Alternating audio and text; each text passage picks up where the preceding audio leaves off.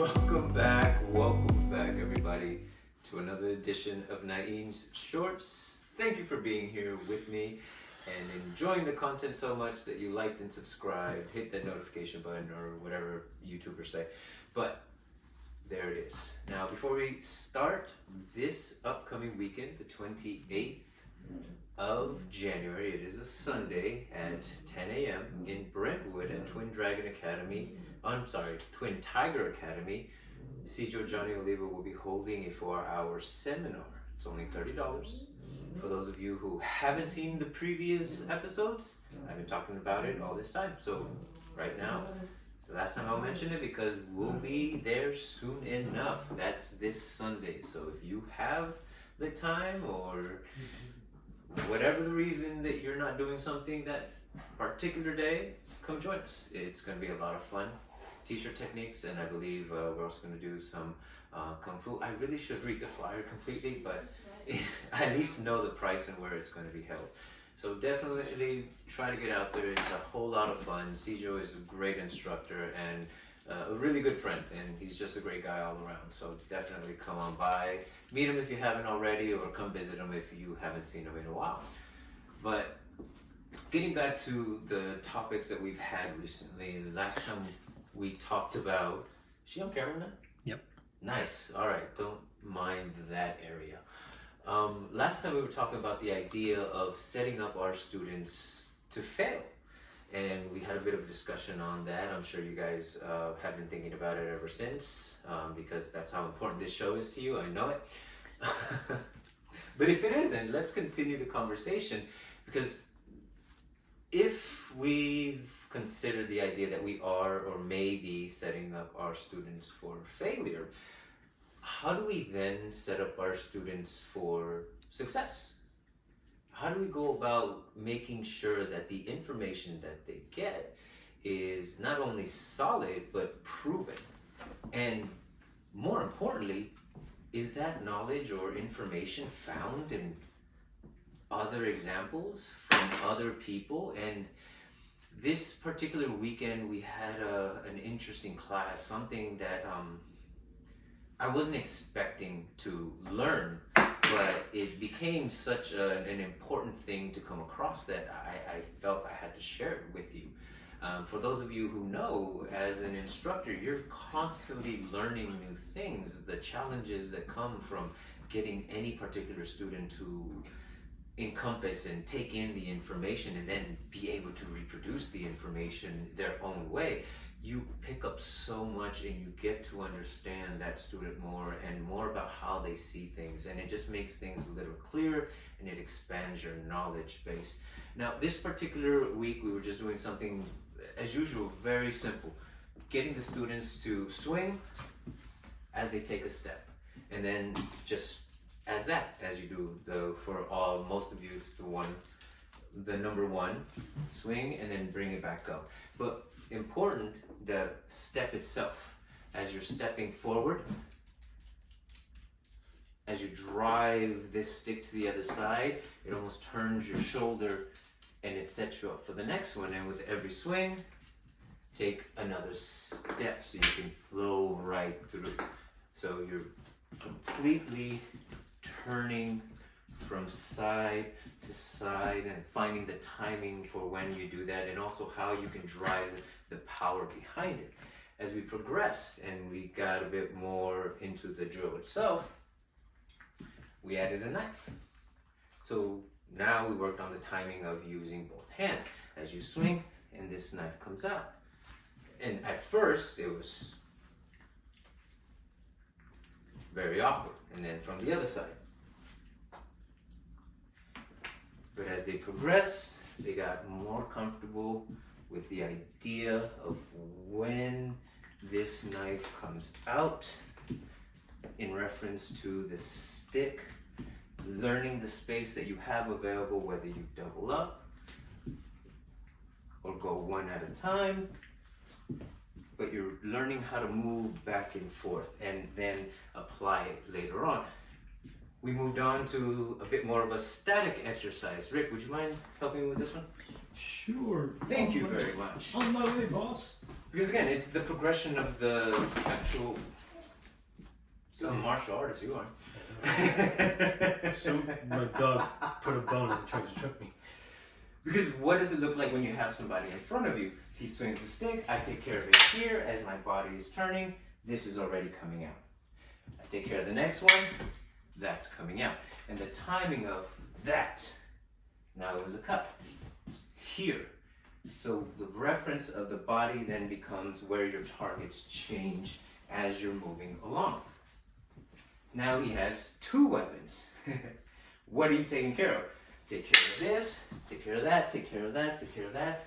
Now I'm doubling up on each of the limbs that I'm striking as I'm moving. I'm taking care of everything. Oh, really? Really? Go. You son of a... All right, so he obviously knows what he's doing. Obviously. And this is what we did with the students. We allowed them to start exploring where this happens. At what point do they move their blade, the stick, whether it's going to be a cut, a defense, an attack, defend, attack, attack, attack, defend.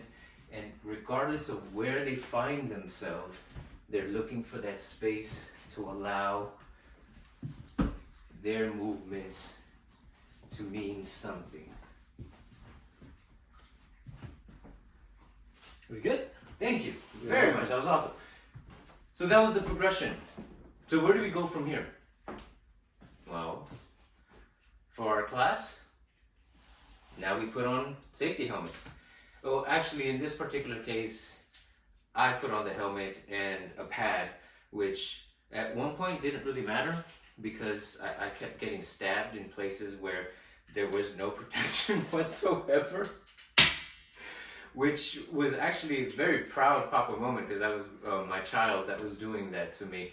But the three students themselves, each one of them at the beginning were doing exactly what we just showed with Rick. They were staying out here, taking care of everything that they could, but there wasn't a lot of dynamic when it came to the movement. Part of it, freaking out that I'm just constantly swinging at their face, and also finding themselves in a place where now they're not in a good distance. Because as I was punching, they did whatever they had to do using the ideas that we had just taught them.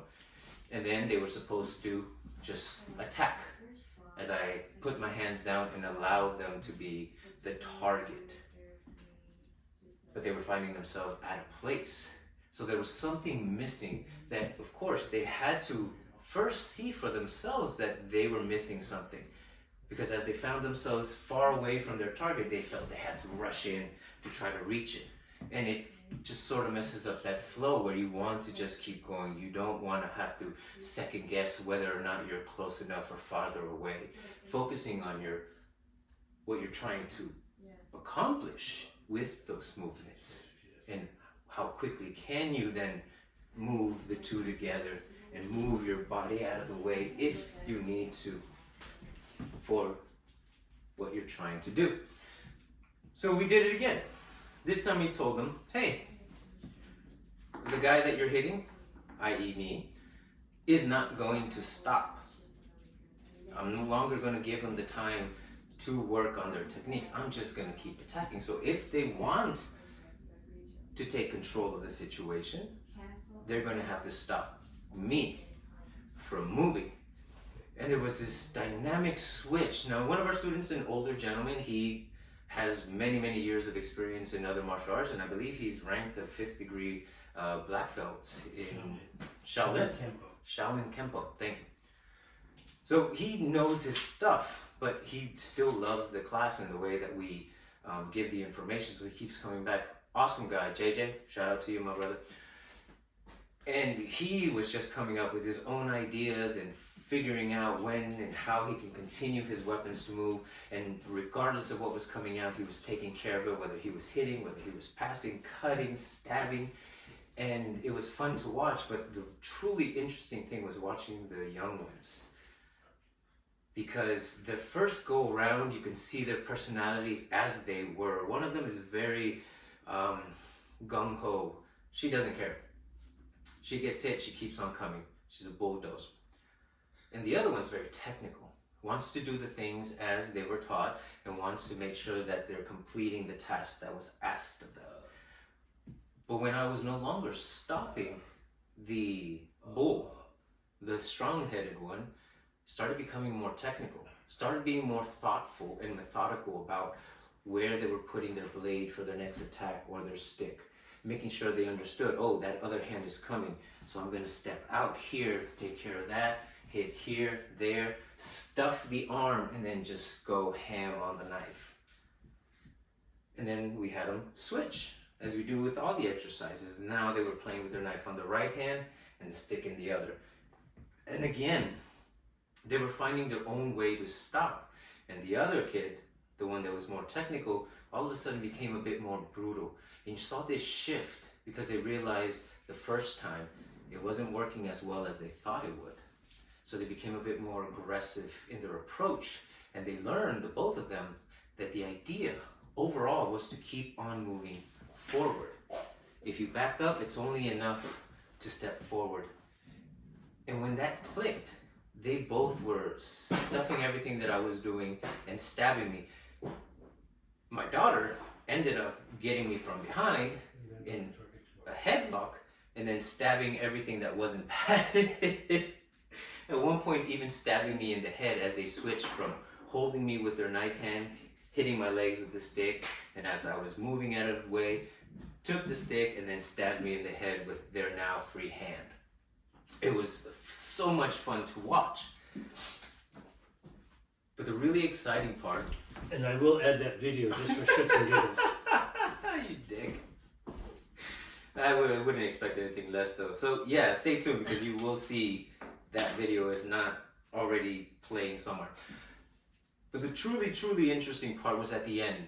At the end of every class, we asked the students what they learned. And Rick talked about his ideas on where this would go inevitably when you don't have any weapons.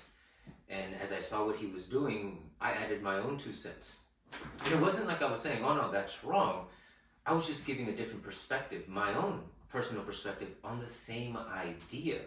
And then to take it even further, we had JJ, who is a 5th degree black belt, give his own ideas, and he used his own Shaolin Tempo to demonstrate the very same ideas on how he would take care of things and how he would use his feet movement, his hands, but more importantly, the aggression, the idea of making sure that that blade or that weapon wasn't able to come back, and what to do if you didn't have that secured, and how to create space. That's how he used it. Rick used it a different way, and I used it a different way.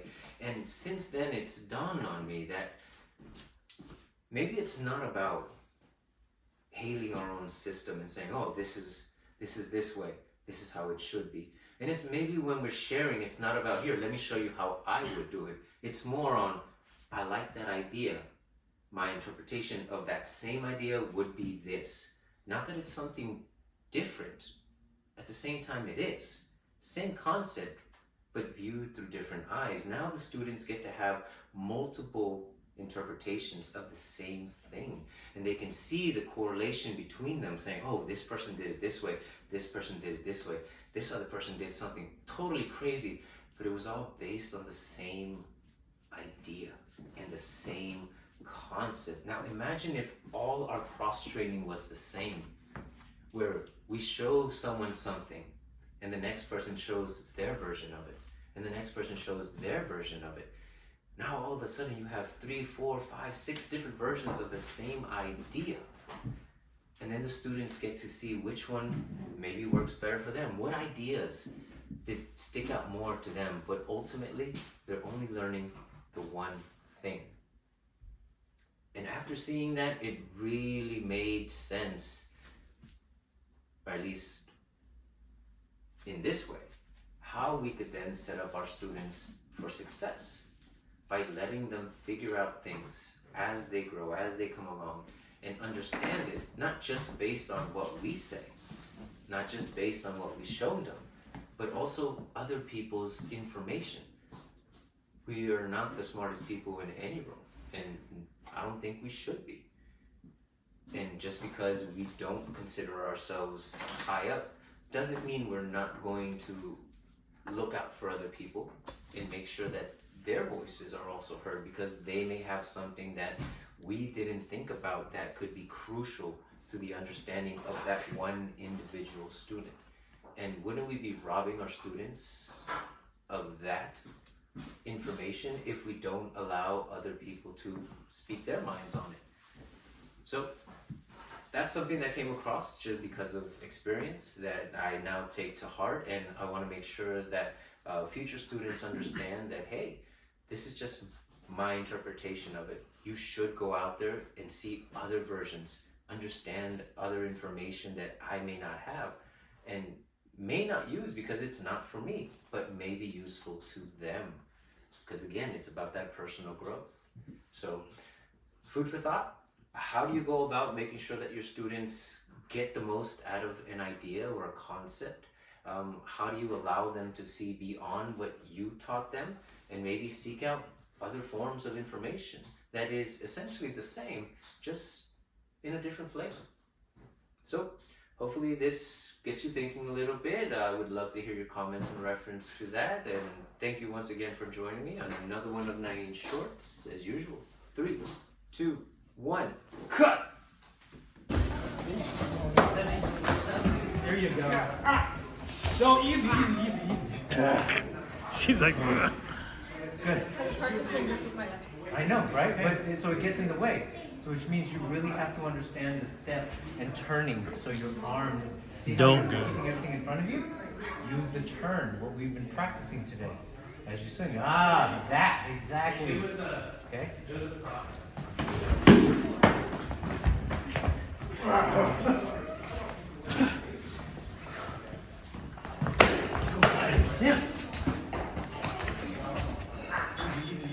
Yeah. take out his leg. It's sticking out. Methodical with it, all right? Ooh, that side shot. There. Ah. Shit. Ah. Okay. You're a wuss, Nain. It still hurts. And go, kill, destroy. Take care of what's coming at you. Don't rush. Take care of it. Good. Go. Ooh, Nice. Good. Now remember, Smart man. not just redirecting. Good.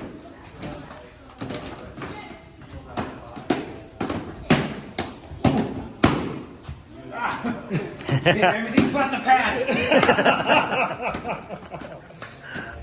Where's the sticky knife? There, good. Cut.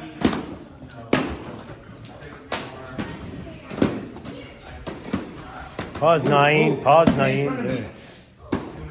There you go, good.